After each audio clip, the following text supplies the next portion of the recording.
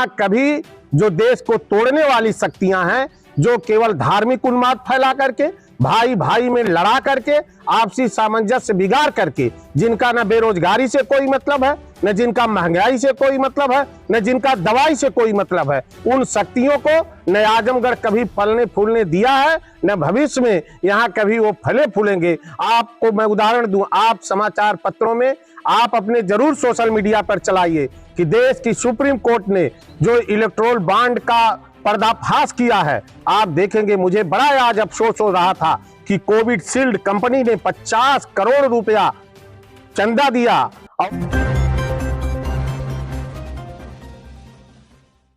सपा के ब्लॉक प्रमुख ने जमकर भाजपा पर साधा निशाना, लगाए कई आरोप। बता दें कि आजमगढ़ जिले के अतरौलिया से कई बार ब्लॉक प्रमुख रहे और वर्तमान ब्लॉक प्रमुख चंद्रशेखर यादव ने भारतीय जनता पार्टी पर जमकर निशाना साधा है। उन्होंने भाजपा पर कई तरह के आरोप भी लगाए। बताते चले कि समाजवादी पार्टी के ब्लॉक प्रमुख चंद्रशेखर यादव द्वारा प्रेस वार्ता का आयोजन किया गया। इस दौरान उन्होंने पूर्व मंत्री बलराम यादव को एमएलसी बनाए जाने पर बधाई दी। उन्होंने बातचीत के दौरान बताया कि 20 मार्च को एमएलसी बनाए जाने के बाद पूर्व मंत्री बलराम यादव का जनपद में आगमन है, जिस दिन उनका जोरदार स्वागत किया जाएगा। जिसके बाद पत्रकारों ने उनके सामने कई सवाल रखे। इस दौरान उन्होंने भाजपा सरकार को भी जमकर घेरा। आइए सुनाते हैं उन्होंने क्या कुछ कहा। ऐसा है कि सबसे पहले हम समाजवादी पार्टी के संस्थापक और जिनके साथ कंधे से कंधा मिलाकर चलने का काम उन्होंने किया, जिनका नाम अभी आपने लिया, तो हम श्रद्धेय नेताजी को श्रद्धा सुमन अर्पित करते हैं और उनकी तमाम यादों को सजोने का काम करते हैं। और समाजवादी पार्टी के राष्ट्रीय अध्यक्ष, जननायक और जिनके विकास के कीर्तिमान से केवल उत्तर प्रदेश ही नहीं बल्कि पूरे देश के अंदर जिनके विकास कार्यों की चर्चा है, श्रद्धेय अखिलेश यादव जी को बहुत बहुत धन्यवाद ज्ञापित करते हैं। जैसा कि आप जानने का प्रयास किए हैं कि जिनको जो यहाँ के जन नेता रहे हैं, जिनको अतरौलिया की महान जनता ने 5 बार सदन में भेजने का काम किया है, उनका 20 तारीख को अतरौलिया की सरजमी पर आगमन होने जा रहा है। समाजवादी पार्टी के से विधान परिषद के लिए केवल जहां एक तरफ पार्टी ने उनको 3 बार विधान परिषद में भेजा, वहीं आजमगढ़ मऊ के स्थानीय निर्वाचन से भी वो विधान परिषद के सदस्य रहे हैं। अब की चौथी बार वो उत्तर प्रदेश के सर्वोच्च सदन में जाने का काम कर रहे हैं। ऐसे समय में जो अतरौलिया, जहां वो अतरौलिया को एक परिवार मान के सजने संवारने का काम किए, जहां अतरौलिया के नौजवानों को भविष्य कैसे सुनहरा हो उसके लिए उन्होंने काम किया। गांव गलियों में चमचमाती सीसी रोड बनवाए, कोई ऐसा गांव नहीं बचा जो पक्की सड़कों से उन्होंने जोड़ने का काम न किया।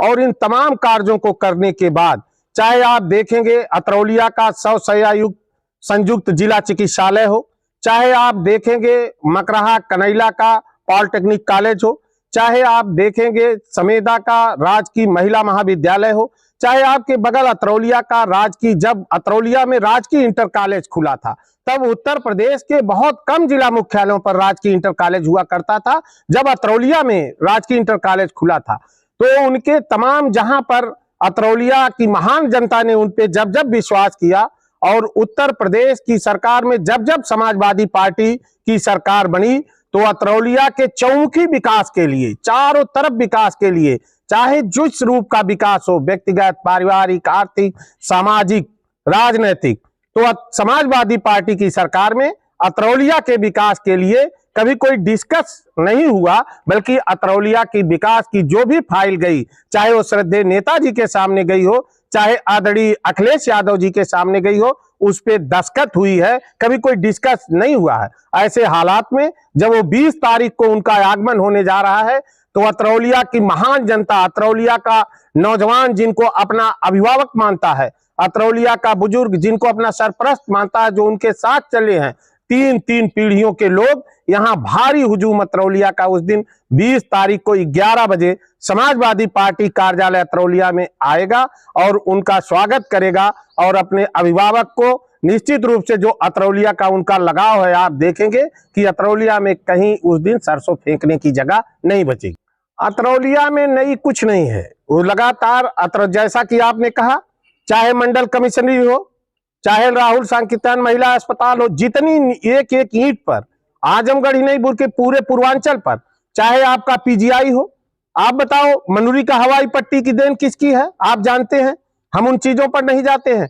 हर चीजों पर जहां एक एक ईंट पर समाजवादी पार्टी का नाम लिखा है, आदरणीय नेताजी का आशीर्वाद है और इनके सत्कर्मों का फल है, तो नया कुछ नहीं है। केवल अब की बार हम ये यहाँ महान जनता का जो आगमन होगा, यहां से एक संदेश लेकर अतरौलिया की जनता जाएगी कि जहां लगातार समाजवादी पार्टी पर विश्वास किया है, 2024 का जो लोकसभा का चुनाव होगा, उस लोकसभा चुनाव में असली स्वागत यही होगा कि समाजवादी पार्टी की जो जीत अतरौलिया से दर्ज होगी, वो केवल आजमगढ़ जिले ही नहीं बल्कि पूर्वांचल की नंबर 1 की जीत दर्ज होगी। इन्हीं आशा विश्वास को लेकर अतरौलिया की महान जनता, नौजवान उनके स्वागत के लिए लालायित है। यार अतरौलिया, मैंने आपसे कहा कि समाजवादी पार्टी की जहां से शुरुआत हुई, उसकी नींव के ईंट, जिन चौथी बार जो विधान परिषद बन के आ रहे हैं, कई बार उत्तर प्रदेश सरकार में कैबिनेट मंत्री है, विधायक उनका है, तो प्रत्याशी कौन है उसका क्या? जब समाजवादी पार्टी अतरौलिया के समाजवादी पार्टी रगों रगों में बसी हुई है, तो समाजवादी पार्टी यहां ऐतिहासिक मतों से जीत दर्ज करेगी, इसमें कहीं कोई दो राय नहीं है। अतरौलिया का शीर्ष नेतृत्व केवल साइकिल चुनाव चिन्ह देखता है, कभी प्रत्याशी की चर्चा नहीं करता। ये समाजवादियों का गढ़ है, चाहे वो राष्ट्रीय अध्यक्ष जी लड़े या चाहे जो लड़े, वो शीर्ष नेतृत्व का काम है, वो हमारा काम नहीं। जो भी आएगा वो ऐतिहासिक मतों से अतरौलिया आजमगढ़ से जीतेगा। आजमगढ़ का जो इतिहास रहा है कि यहाँ विषम से विषम परिस्थितियां जब भी रही हों, यहाँ कभी जो देश को तोड़ने वाली शक्तियां हैं, जो केवल धार्मिक उन्माद फैला करके, भाई भाई में लड़ा करके, आपसी सामंजस्य बिगाड़ करके, जिनका न बेरोजगारी से कोई मतलब है, न जिनका महंगाई से कोई मतलब है, न जिनका दवाई से कोई मतलब है, उन शक्तियों को न आजमगढ़ कभी फलने फूलने दिया है, न भविष्य में यहाँ कभी वो फले फूलेंगे। आजमगढ़ समाजवादियों का गढ़ रहा है, श्रद्धेय नेताजी को श्रद्धांजलि दिया है,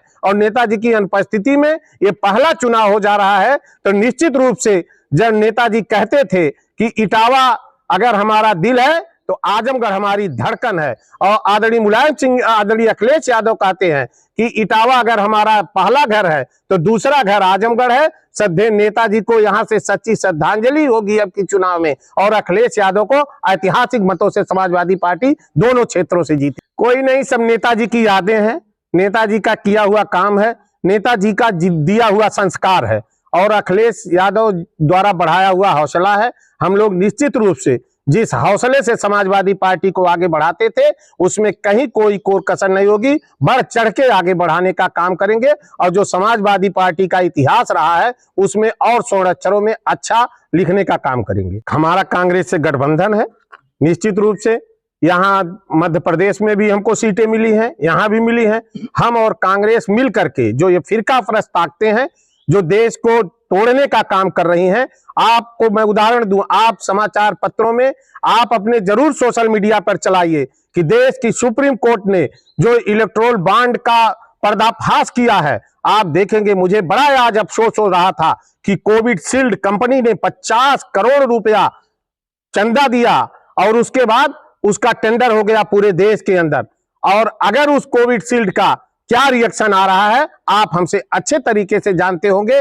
तो जहां एक तरफ देश की सर्वोच्च अदालत ने उनके क्रियाकलापों पर प्रश्न चिन्ह लगा दिया, उनके 6000 करोड़ का जो चंदा है उसका पर्दाफाश कर दिया, तो निश्चित रूप से जब देश के अंदर इमरजेंसी, ये अघोषित इमरजेंसी है, और जब घोषित इमरजेंसी के बाद चुनाव हुआ था तो कहीं पर कांग्रेस का अता पता नहीं चला था। अब की बार जो घोषित इमरजेंसी है, निश्चित रूप से जनता अब की बार जब चुनाव होगा तो कहीं भारतीय जनता पार्टी का अता पता नहीं चलेगा। ये देश की जनता ये मन बना ली है कि जो देश के लूटने का काम किए हैं, कुछ उद्योगपतियों के तिजोरी भरने का काम किए हैं, अब की बार इनका सफाया निश्चित है। बहुत बहुत धन्यवाद।